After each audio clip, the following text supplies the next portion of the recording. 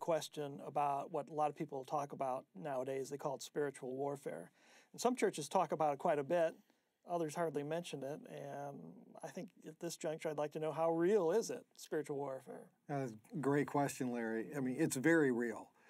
I'm not always so sure that the churches who are addressing it most forthrightly know how deep and how subtle it is. And sadly, churches that don't address it are having to wrestle with it even without knowing. Tim Keller has said that the believing church in the West has spent a lot of its energy in the last couple of hundred years trying to prove its respectability to the enlightened secular West. But now what we're finding is the emergence of the church in other parts of the world where they're not as concerned about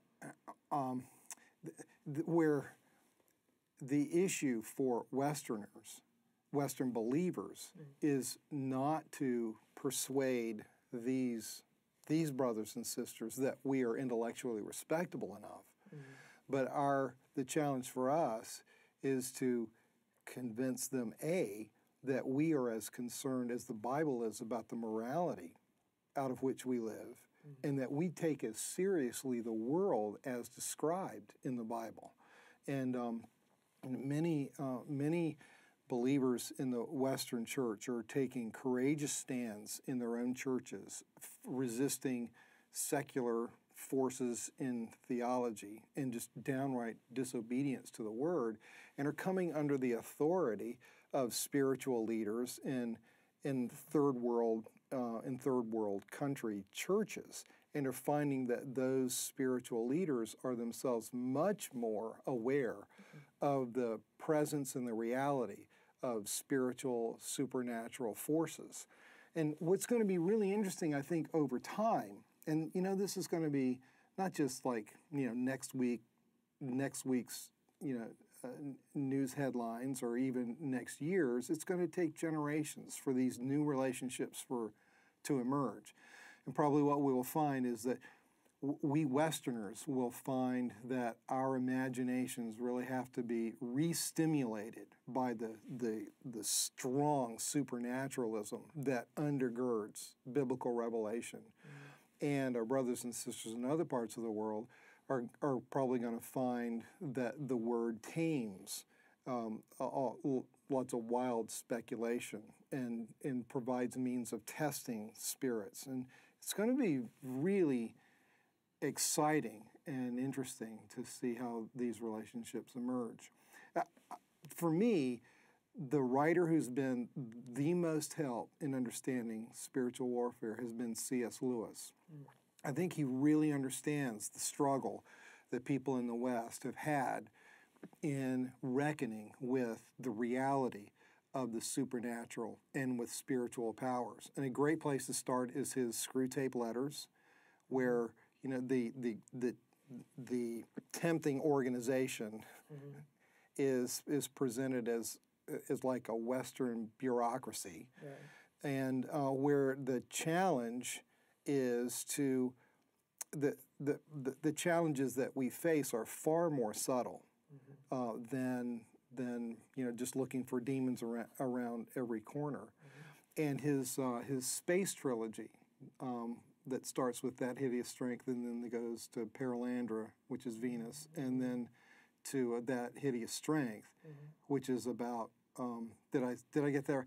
The first book, planet. Right. The first book is Out of the Silent Planet, which is about Mars, and in which he just creates this world in which, well, the title says it all.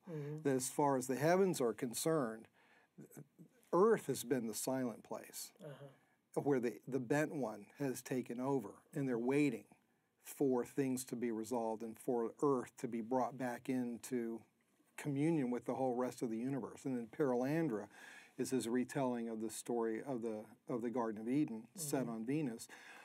And That Hideous Strength is set back on Earth. That's the third volume. And it's the story of the Tower of Babel.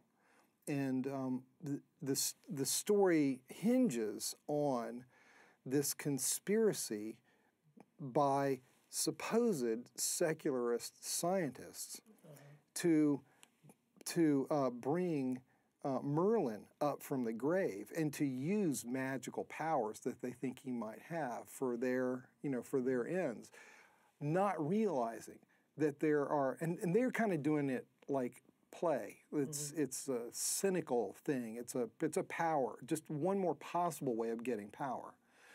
But what they fail to realize is that they are calling very real, very sinister, evil powers down on themselves, and then on the other side are the angelic powers that are actually coming in to overthrow them, working through very ordinary, small, and weak people. And where C.S. Lewis helps me in dealing with spiritual warfare is to let me know that there are spiritual forces, but the way that you fight against them isn't necessarily a frontal assault. It's staying in Jesus, and it's living in the reality of his person and work, leaning more and more daily into my share of his death and his resurrection, and calling upon him for wisdom and for guidance and for protection and covering and for power. And what happens is, as I obey the Lord Jesus Christ, he fights my battles. So, and to me, that's the great trick. It's not so much, Paul calls us to battle against spiritual forces, but it's very simple.